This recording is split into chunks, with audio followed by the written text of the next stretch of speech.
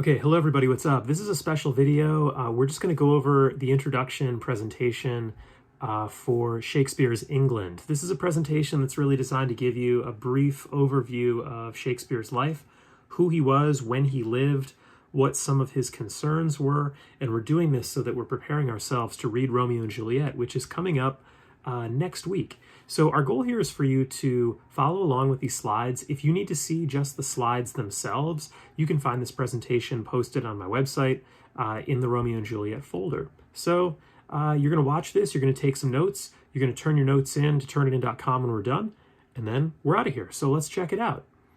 All right, the first thing that I want you to do is watch this video. Now, in order to find the link to this video, you'll have to go to the website to see it. It's about 6 minutes, but it's great because it gives you a lot of important background information that we're going to cover a little bit also later in this presentation, but some of it we're not. So check that out. It's really useful.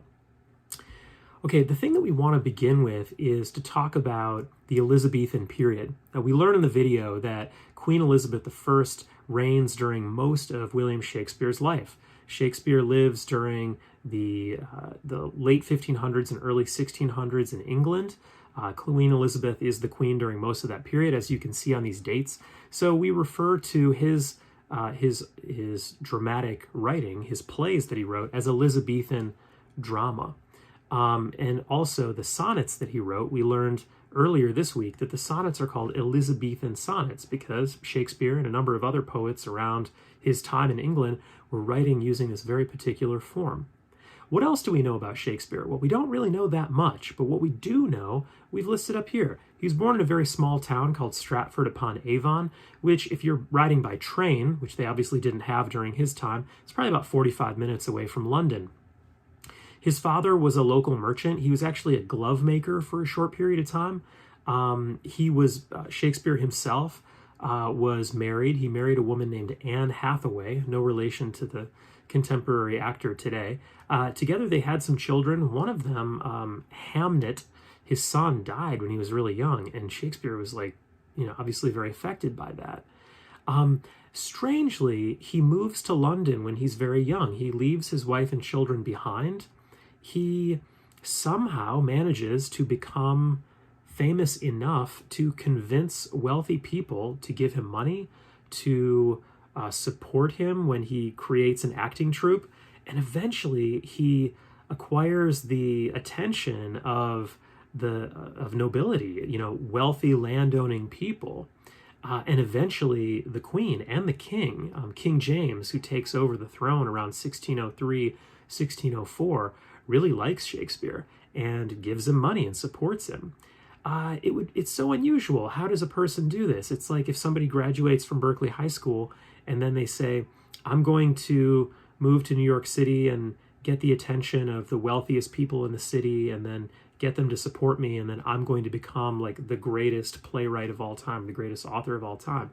I mean, the odds of this are just incredible, which is why so many people to this day ask, how did this happen? And the answer is we just don't know. It is really an unexplainable thing. So he goes to London and he becomes famous. He acquires an acting troupe and he gets some money, and they build him a very famous theater called the Globe Theater. And we're going to talk about that more in just a little bit. Now, there are some things we want to think about. Around this time, religious customs prevent women from acting. So all the roles are played by men. Romeo is a man, Juliet is a man, although probably like a young boy or something like that. And we're going to talk more about that later. So this was true even in the United States until in the mid-19th century. We have records of women acting in Shakespearean plays. But again, because of religious customs, acting was seen as an inherently sinful thing. Women were not encouraged to do that. It doesn't mean that they never did, but it was very rare that they did. And in productions, especially during Shakespeare's time, it would be totally unheard of for a woman to play a female role. Performances all had to be in the afternoon because there's no electrical light, there's no gas light. The light is from the sun. So they happened midday. Strangely, about as strangely as he began, Shakespeare unexpectedly retires around 1612. He goes back to London, or to his home, Stratford-upon-Avon, and basically just kind of lives the life of a country squire for a few years until he dies. Now, strangely, during Shakespeare's time, people were concerned, especially wealthy and famous people, about grave robbers. They felt that they didn't want people digging up their corpses and stealing their bones. And surprisingly, this was not an uncommon thing at this time. We actually have a lot of records of famous writers, artists, poets, even government people. Their graves are dug up, and they're buried with jewelry and certain clothing that's very fancy. All of that gets stolen. Oftentimes, people would steal their teeth or cut off locks of their hair and sell it. It was pretty weird. Now, Shakespeare was really concerned about this, so he created a kind of curse. And what you're looking at here is a picture of Shakespeare's grave. You can see the inscription says, "Good friend, for Jesus' sake forbear to dig the dust enclosed here. Blessed be the man who spares these stones, and cursed be he who moves my bones." Shakespeare didn't want to be dug up. He dies in 1616, and to this day, nobody has actually dug him up. Now, there are some conspiracy theories that his skull was stolen sometimes in the mid-19th century, but if you want to do some internet research on that and figure it out on your own, go right ahead. It is a rabbit hole that is definitely worth diving down. Anyway, Trinity Church in Stratford-upon-Avon is where Shakespeare is buried, and it remains to this day a very popular tourist attraction. Okay, the next slide that we want to look at is involves types of stages. Now, the Globe Theater, very famous theater, is built on something called a thrust stage. We can see this in the middle. A thrust stage kind of juts out into the audience so that the crowd is going to exist on three sides of the stage. There's like a little peninsula that comes out. Another type of stage is an arena. If you've ever been to a sporting event, you've probably been in an arena theater. And then we also have the more common type of theater for us today. This is just like the one down in the auditorium at BHS called a proscenium, or sometimes a picture frame, where you have a backstage area. You probably have a curtain. There might be an orchestra pit or something like that. These are extremely common today. But the thrust stage is really what Shakespeare had in mind when he was writing his plays. These are important because in a thrust stage, there really isn't much of a backstage area. There's no curtain. You're just right out there in the audience, and you have people on three sides of the stage. What we want to do now is talk about Romeo and Juliet and the characters. Now, this is a play that takes place in Verona, Italy. Verona is a real city. You can go visit it. It's very beautiful, and it's a walled city. It's actually like a former Italian city-state. Before Italy was the country that we know of today. It was actually just a bunch of large cities that were walled off and acted like their own independent countries. And Verona was one of those places. When you go to Verona today, you can still see remnants of the original wall around the old city. This wall is mentioned in the play, which is kind of cool. So Verona it's a monarchy. It's ruled by a king and a queen. And in the case of Romeo and Juliet, it's ruled by a prince. His name is Prince Aeschylus, and he is the highest power. He's like the judge, the jury, and the executioner. If you do something bad, you cross him. He has the power to punish you, to figure out what your punishment is, and even carry out that punishment, especially if it is death. So when we read this play, we want to understand a couple really important things. This is a play about two families. On one hand, you have the family, the Montague family, and they are very wealthy and powerful in the town of Verona. And then you have the Capulets. They are equally wealthy, equally powerful. Now, these two families hate each other, and they haven't liked each other for many generations. So on each family, you have a mom and a dad, and they're referred to as Lord and Lady Montague and Lord and Lady Capulet. Now, each mom and dad have a kid. So Mr. and Mrs. Montague, they have a daughter. Mr. and Mrs. Montague, they have a son, Romeo, and then Mr. and Mrs. Capulet have a daughter named Juliet. So on the Montague side, Romeo has a cousin. His name is Benvolio, And the two of them have a friend, and their friend's name is Mercutio. Now, it's also important to note that Mercutio is related to the prince. Remember, the guy who's like totally in charge of everything. All right. And then the Montague family, they have a number of servants, and they have two very important servants who show up at the beginning of the play named Abraham and Balthazar, or sometimes just referred to as Abram and Balthazar. Okay, on the Capulet side, Mr. and Mrs. Capulet have a daughter, Juliet, and Juliet also has a cousin. Her cousin is named Tybalt. Now, the Capulets also have servants. Their names are Gregory and Samson. And then Juliet also has a nurse. And this is important because the nurse isn't really like what we would think of as a nurse today, like a medical professional. She's really more of like a nanny. She's somebody who is a mother figure to Juliet, really even more so than her own biological mom is. So these are the major characters of Romeo and Juliet. Two families, both similar in class and status in the town of Verona. They hate each other for reasons we don't yet know, and each one has one child, Romeo and Juliet. And what could happen? Incredible drama. That's what. We know that Shakespeare is writing this play sometime in the late 1500s. A lot of people are really surprised that books are not very popular around this time for a couple reasons. One, they're very expensive to produce, and two, not a lot of people can read. So Shakespeare could read, and he didn't really have much of a formal education, but there's one book that he most definitely read and understood, and that's a book called The Book of the Courtier by an Italian writer named Baldassare Castiglione.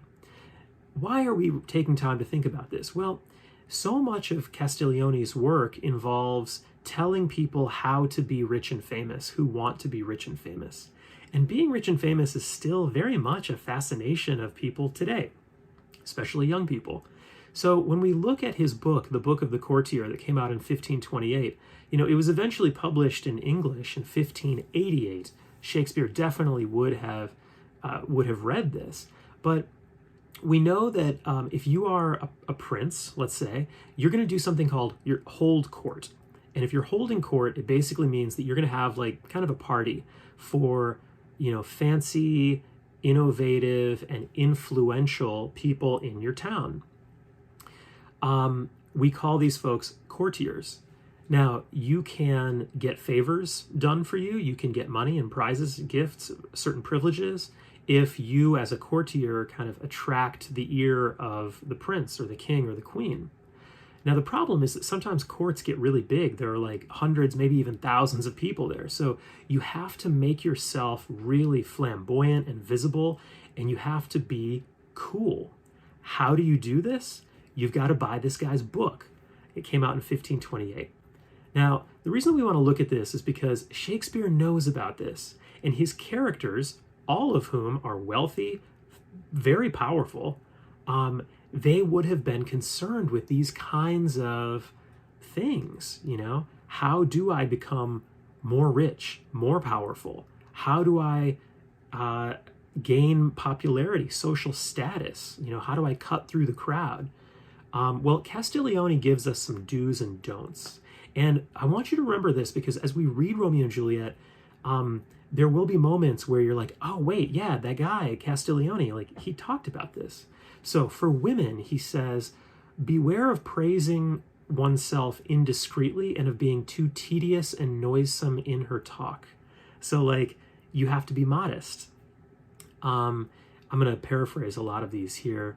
Be heedful and remember that men may with less jeopardy show to be in love than women. So if you're a woman and you love somebody, you can't tell them that you love them. Now, if you're a man, you can do that. That's okay. But you have this kind of sexist double standard here, that if you're a woman and you want to be rich and powerful, you can't tell people that you love them. That's against the rules.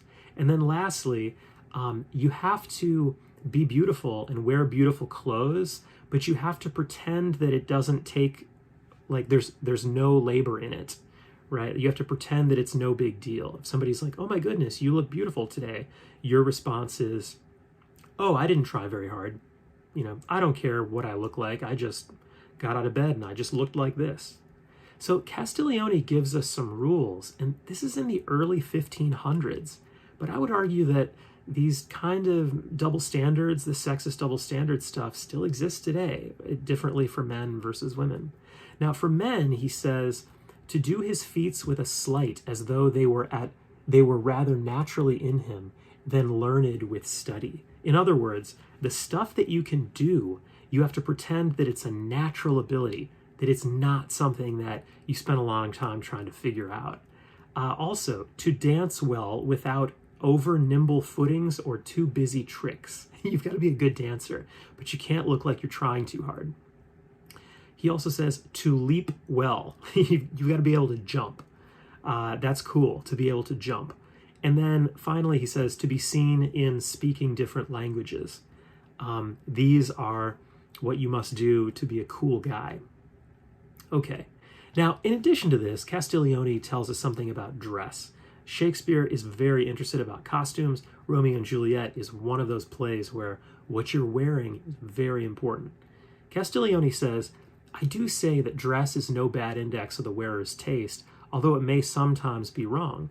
And not only this, but all ways and manners, as well as acts and words, are an indication of the qualities of the man in whom they are seen. In other words, what you look like is an indicator of who you are on the inside. And it's okay to judge a book by its cover, what Castiglione is basically telling us. And by book, we're talking about, a man. Dress is no bad index of the wearer's taste. So what you look like, the words that you use, those are indicative of, the qualities of you. In Romeo and Juliet, we see men trash-talking each other left and right. Men making fun of each other's clothes, making fun of the way they talk, making fun of the way they dance. Why are they doing these things? Well, it's because Shakespeare knows that to be a courtier, to be a popular, wealthy, and powerful, high-status man, these are the things on which men are judged at this time. So it's not like, these are arbitrary things. Shakespeare is writing this into his play because he knows that they matter. The next thing that we want to do is talk about the most important term from this entire presentation, a term that we're going to talk about so many times throughout our reading of Romeo and Juliet. This is an Italian word called sprezzatura.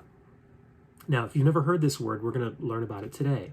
Translated into English, sprezzatura basically means like nonchalance or like, kind of an I don't care attitude. But it's more than that. And it comes from Baldassare Castiglione. I'm not going to read through this entire passage because you can read through that on your own. But he says that sprezzatura conceals all artistry and makes whatever one says or does seem uncontrived and effortless.